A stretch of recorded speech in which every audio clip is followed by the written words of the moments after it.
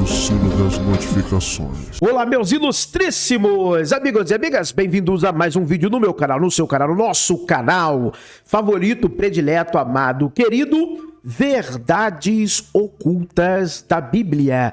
Como vocês estão? Eu espero sinceramente do fundo do meu coração que todos estejam bem.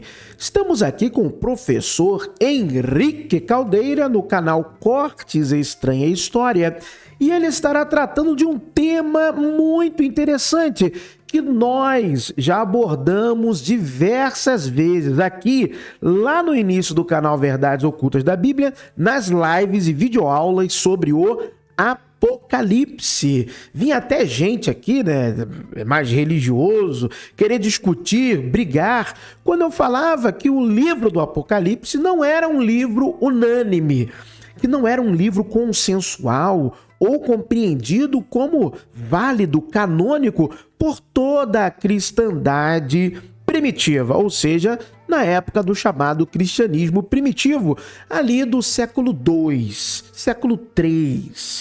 Eu falei isso aqui diversas vezes, abri livros, demonstrei isso historicamente, mas sabe como é, né? Hoje, porém, estamos com esta informação mais popularizada, mais difundida, e o professor Henrique Caldeira estará explicando essa questão na perspectiva histórica. Você sabe como funciona? Eu vou comentando daqui, vocês vão comentando aí. O link desse vídeo, deste corte, está aqui na descrição. Não se esqueça de acessar o portal do conhecimento, Verdades Ocultas da Bíblia.com.br. Tem também o meu livro Inferno Não Existe, ele está disponível na Amazon, na Booktube, no Clube de Autores e também no Mercado Livre, link na descrição. Tem também os demais e-books que eu produzi aqui no canal, o link de todos eles, os links de todos eles estão aqui, ó, na descrição deste vídeo, beleza? Então vamos lá, vai, play! Acabou de mandar aqui o Matheus. Boa noite, professor. Muito obrigado. O que levou o livro de Apocalipse de João deixou de ser Legômena? Isso, anti-legômena e faz parte do cânon em detrimento dos outros apocalipses? Então, o que é um livro anti-legômena? É um livro sobre o qual há palavras contra, né? Anti de contra e legômena tem a ver com logos, né, palavra. Então, livros contra quais as pessoas falam. Em que sentido? Porque existe já no início ali do cristianismo, quando você pega segundo século, terceiro século, já tem um debate bastante maduro de quais são os textos autoritativos, textos com autoridade apostólica, principalmente, textos que estão mais próximos da doutrina de Jesus, podem ser confiáveis, ou você pode confiar nesses textos, e textos que não, que são textos espúrios, né? São textos falsos, ou são textos que não são falsos, mas não estão tão próximos assim da fonte, digamos assim, da água pura, cristalina. Então já há esse debate para a consolidação de um cânon, né? De um corpo de textos relativamente fechado, né? E nesse contexto, há pessoas que defendem que cristãos, tá? Que defendem, e cristãos não necessariamente classificados como heréticos, nada disso, pessoas dentro do cristianismo normal, digamos assim, ali, né, considerado normal, que defendem que o Apocalipse de João, o livro do Apocalipse que a gente conhece simplesmente como Apocalipse, né, que é o último livro do Novo Testamento atualmente, que esse livro não deveria fazer parte dessa coleção de textos autoritativos. E por quê? É um livro, de fato, muito diferente dos outros, né? Em termos de doutrina, você pode... Tem algumas questões que são muito fortes, isso mais para o contexto posterior. Eu estou pensando em Lutero agora, então já avancei muito no tempo. Mas ainda nos tempos de Lutero havia críticas ou suspeitas, né? Em relação ao livro do Apocalipse, que o próprio Lutero nutria, quando ele dizia que quando ele via no Apocalipse... Só apontando Eusébio de Cesareia, né? Eusébio também tinha questões que ele apontava acerca do Apocalipse.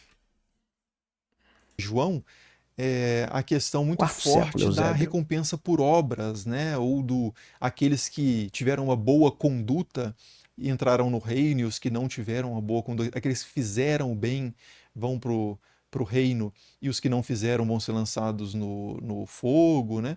Então isso não casava muito bem com a interpretação de Lutero, assim como algumas passagens da carta de Tiago, né, que ele considerava também uma epístola de palha, Exato. sem o mesmo peso, né, das outras. Então, ainda nos tempos de Lutero, a gente já está falando do período moderno, né, ainda tinha alguma discussão da autoridade desses textos. Mas voltando para os outros apocalipses, que eu saiba, nenhum outro apocalipse foi considerado. O Apocalipse de Pedro foi muito lido, o Apocalipse de Adão relativamente lido, mas o Apocalipse de Pedro certamente foi muito lido e conhecido. Sim. Mas eu nunca vi nenhuma lista assim mais tradicional, nenhum autor cristão mais no centro do debate defendendo a autoridade desses textos. Então, o único que teve alguma chance parece ter sido o Apocalipse de João, e no fim das contas foi vitorioso, digamos assim, né? Acabou entrando no cânon. E quando eu digo acabou entrando no cânon, pode dar a impressão de que antes ele não estava e depois ele passa a estar. Mas o cânon não é uma realidade objetiva, não é algo que está aí para ser tocado, não é algo que está em algum lugar no espaço. O cânon é o que as pessoas dizem que o cânon é. Então, ao longo do tempo, você tem o cânon, e só esse, mas são vários. Porque na cabeça de cada grupo, né, na decisão de cada comunidade, esse cânon pode ser diferente, como é o caso até hoje. Né? Os protestantes, em geral, têm uma Bíblia com menos livros, né, 66 livros, do que os católicos, que geralmente têm 73. A diferença são os chamados deuterocanônicos para os católicos, ou apócrifos para os protestantes, né, mas isso não inclui todos os apócrifos, mas são chamados de apócrifos. E tem os demais cânones da cristandade. Armênio, etíope, entre outros. Se fôssemos falar de Bíblias, estamos falando de 10 Bíblias, no mínimo, com livros diferentes. E para todos os ramos da cristandade que tem esse cânon, para eles é o que vale. A discussão nossa aqui, né, no Brasil, no Ocidente, fica restrita a católicos e protestantes, mas e coptas, etíopes, ortodoxos, tem outros cânones bíblicos. Armênio. E cânones, que são mais antigos que o cânon de Lutero. É engraçado isso, né? Mas...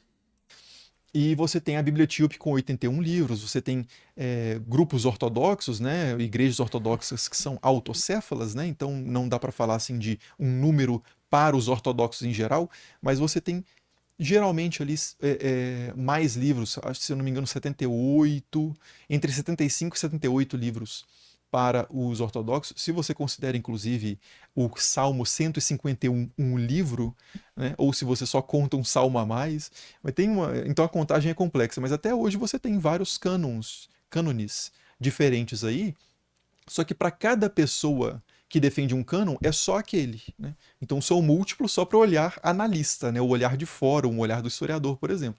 Mas para o praticante, geralmente só há um cânon e os outros são simplesmente cânones errados, né? Mas, assim, por que os outros apocalipses não entraram na Bíblia, né? É uma pergunta, eu não sei te dizer. Porque, sinceramente, assim, o Apocalipse de João, ele realmente, se ele tivesse sido excluído da Bíblia e tivesse presente entre os apócrifos, eu arrisco dizer que um cristão, vamos supor que o cristianismo aconteceu sem o Apocalipse, só que é difícil também, né? Porque o Apocalipse moldou tanto o cristianismo. Mas pensando numa história alternativa em que o Apocalipse não entrou na Bíblia, o Apocalipse de João, eu imagino que seria fácil uma pessoa bater o olho nesse livro e falar assim, tá claríssimo porque esse livro não entrou na Bíblia. Ele realmente é muito estranho. Ele é muito diferente dos outros, né? Da mesma forma quando você lê o Evangelho o Apócrifo de Pedro, o Apocalipse de Pedro, ou o Apocalipse de Adão, você fala assim, pô, é claro que esse livro não está na Bíblia. Exato. Mas é claro porque ele ficou de fora desde o início, então ele não moldou a cultura que a partir da qual você julga se parece bíblico ou não atualmente, entende o que eu quero dizer? Exato.